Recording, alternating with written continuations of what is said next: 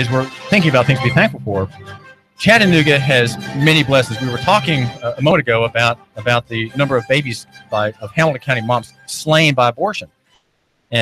Only 151 babies, boys and girls, destroyed among Hamilton County moms, but in the state as a whole, 9,113. It is, in fact, in cities such as Memphis and Nashville, where these babies are destroyed. That means to say there's much less hope there than here.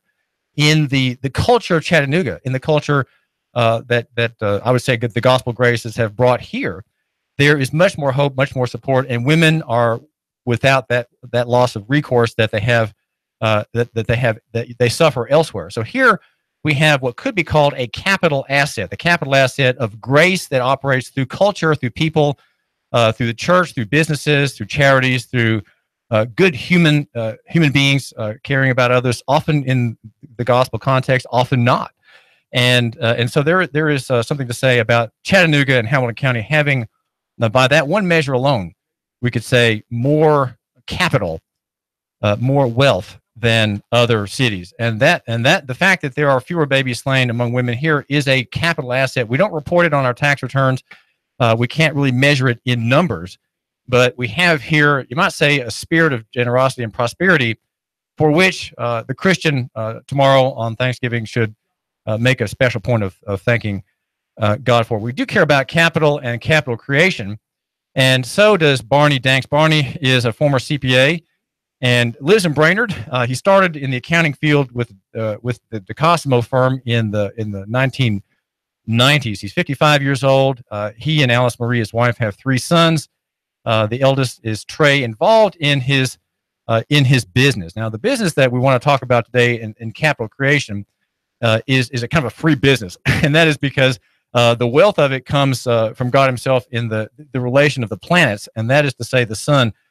Barney has built just recently in Rossville a solar farm, and we're going to hear how that is a rational decision on his part and the part of his investors. It's a $1.5 million investment that will be that there's an 8 to 12 year return on investment period. In other words, the expense of building this farm in Rossville, where the panels tilt toward the sun, it'll be all paid for, and then after that there'll be, you might say, profit, just pure profit from the sun itself, gathered, and the energy sold to the Tennessee Valley Authority. Barney, tell my listener a little bit about how it is you came from the accounting, the numbers profession, counting the numbers, making the numbers work, to making the rays of sun work for you and your investors. Sure, David, I'd be glad to. And, we decided to get in this business probably about 7 or 8 years ago, looking for something to do. And as we looked at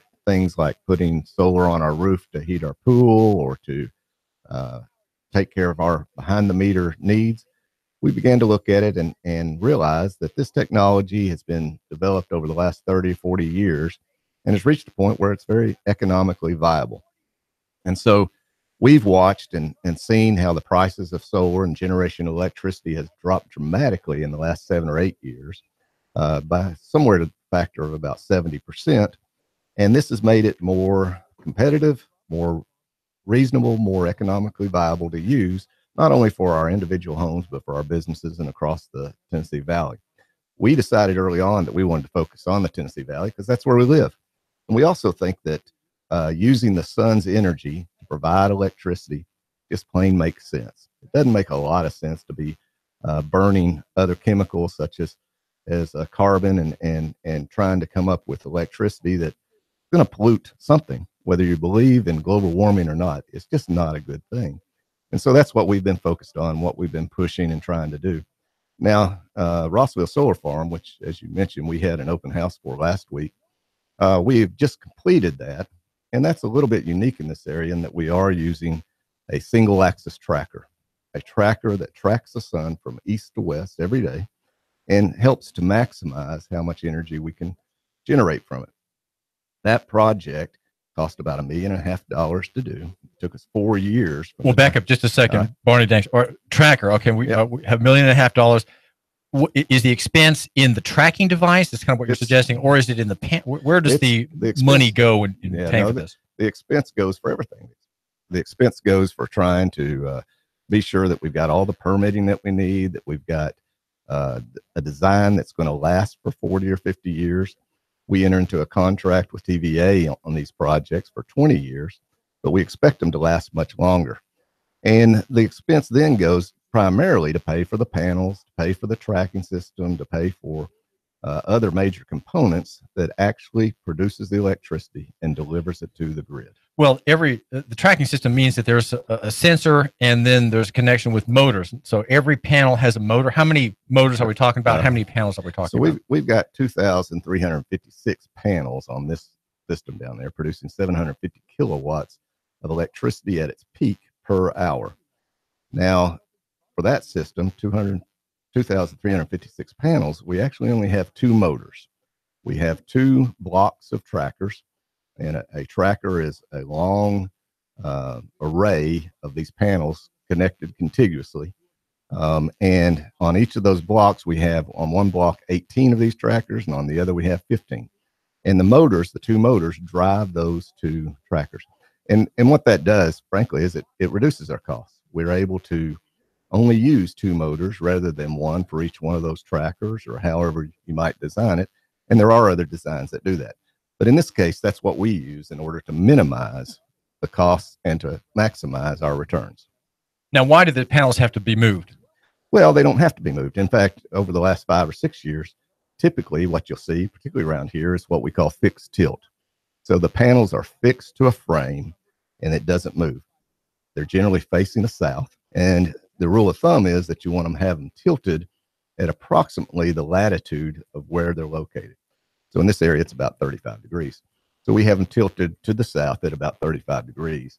And the trackers are not a new technology, but they are a technology that is just now becoming efficient and cost effective to use predominantly in these kinds of projects. Well, I'm downtown near Warner Park. There's an array of panels. As I passed yesterday, I noticed they did not appear to have any kind of system to track. What is the percentage gain for a panel if you have a tracking system? Yeah, typically we expect to get about a 20% gain in production by using a single axis tracker. And historically, in the past, the cost for that might be 30 or 40%. So it didn't make sense to install a tracker if you're only going to get a 20% gain in production, but a 30 or 40% cost increase.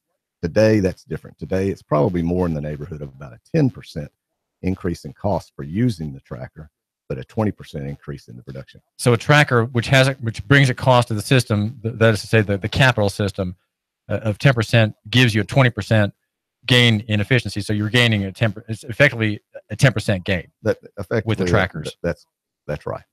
That's effectively right. Now, where did the capital come from for the Rossville project by Alicity Group LLC? Right. So for this project, we're actually using capital from outside the area, which is not really what we want to do, but it's where we are today.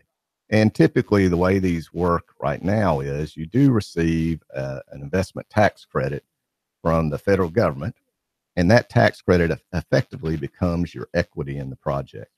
So in addition to that, can you explain that? Sure. No, I'd be glad to. I mean, it's typically when you make an investment, particularly if you're going to leverage it with bank capital, which is what we normally want to see happen. Meaning a loan. A loan. That's exactly right.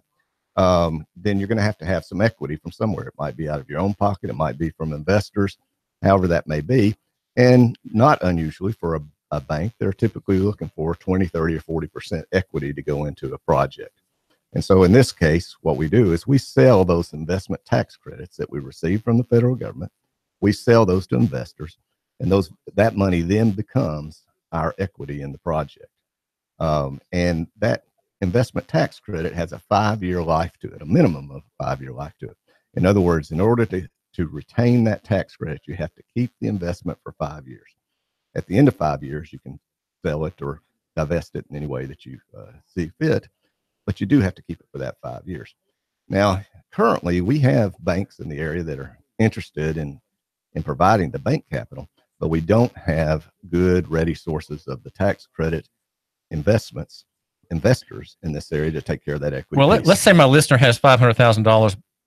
Barney Danks, you are from the you are overseeing the Alicity solar farm in Rossville. Is that the kind of capital that a project like yours wants, or are you counting on somehow having capital from these credits? Well, it is the kind of capital that we want, but what we have to offer is the investment tax credits. We don't really have the cash flows in order to return that type of return, an equity type return for that kind of investment. So let's just say that you had a $2 million investment where you're going to receive 30% investment tax credits. And those investment tax credits then would represent about $600,000 of the total investment. So what we would look to do is we sell those $600,000 worth of tax credits on a discounted basis to someone, whether and it could be individuals, it could be corporations, it could be various people, but we'd sell it at a discount. So say we sell it for, just easy math, $500,000. So you're going to get $600,000, and in return for that in tax credits, in return for that $500,000 in cash. And the good news for that, by the way, is that once we turn the system on, you receive your tax credits. You don't have to wait around. You don't get them over the 5-year period, any of that sort of thing. You earn it the minute we turn it on, and our job is to make sure that it stays on for 5 years. Your job is to make sure you don't sell it for 5 years.